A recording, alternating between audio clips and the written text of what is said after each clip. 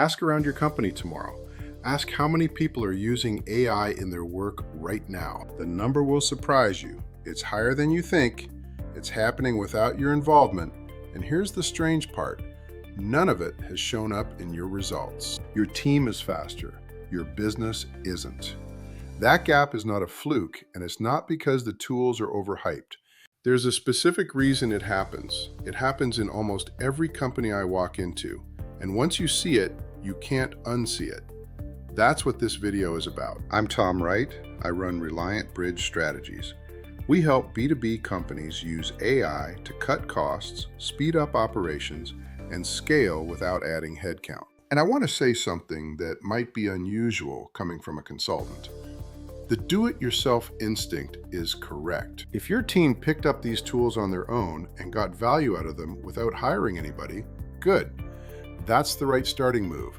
And I'd be suspicious of anyone who tells you otherwise. But there's a ceiling on it. That ceiling is real, and most companies hit it without ever noticing they've hit it. Here's what the ceiling looks like in practice. Your proposal writer used to spend 4 hours on a first draft. Now it takes her 90 minutes. That's real. She'll tell you it's real, and she's not exaggerating. But walk the proposal through your business. It still sits 2 days waiting for pricing review.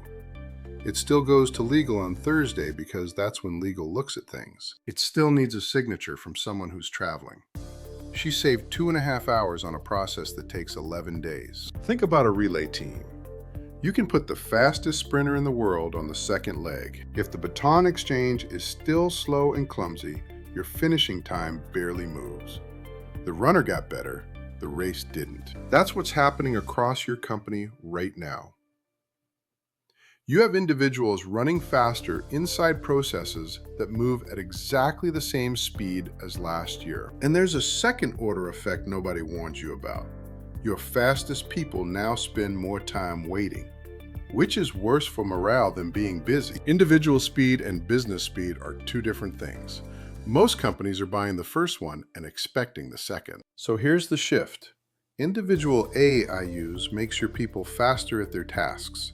It cannot touch the space between tasks. And the space between tasks is where almost all of your elapsed time lives. Look at any process in your business, end to end. The proposal, the invoice, the onboarding of a new client. Add up the actual hands-on work. Then compare it to how long the whole thing takes from start to finish. In most companies I look at, the hands-on work is a small fraction of the total.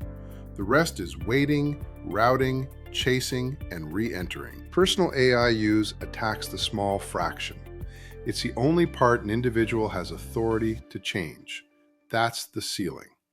It isn't a limitation of the technology, it's a limitation of scope. Your proposal writer can change how she writes. She cannot change when legal reviews, how pricing gets approved, or what triggers the next step. Nobody at her level can. That's a leadership decision, which means it's a decision only you can make. And this is the part I'd sit with. When you redesign the process instead of just the task, the elapsed time doesn't drop by 10%. It drops by half, sometimes more, because you're removing waiting rather than shaving working. Now go one level deeper on what that means for your business. When your proposal turnaround goes from 11 days to 4, you're not just more efficient, you're quoting while the prospect is still thinking about the problem, instead of after they've talked to 2 other vendors. That's not a productivity gain, that's a win rate. Redesigning a process sounds heavier than it is. Here's the sequence we use, the AI Advantage method. Phase 1 is assess. We map how work actually moves through your business, end to end, including the waiting. Most companies have never seen this drawn out. When they do, the reaction is usually the same. Nobody realized the approval step was costing 4 days. Phase 2 is target. We pick one process, not the biggest one, the one where the return is fastest and clearest, and where a win will be visible to the whole company. There's a reason for that discipline. Your team has already formed opinions about AI, and one process that visibly gets better does more for adoption than any all-hands meeting you could run. Phase 3 is deploy. A 90-day plan, your team trained on the new flow, and a measured outcome. Not new software layered on top of the old process. The process itself, rebuilt, with AI doing the parts that don't require judgment. That's the difference between a company where people use AI and a company that operates differently because of it.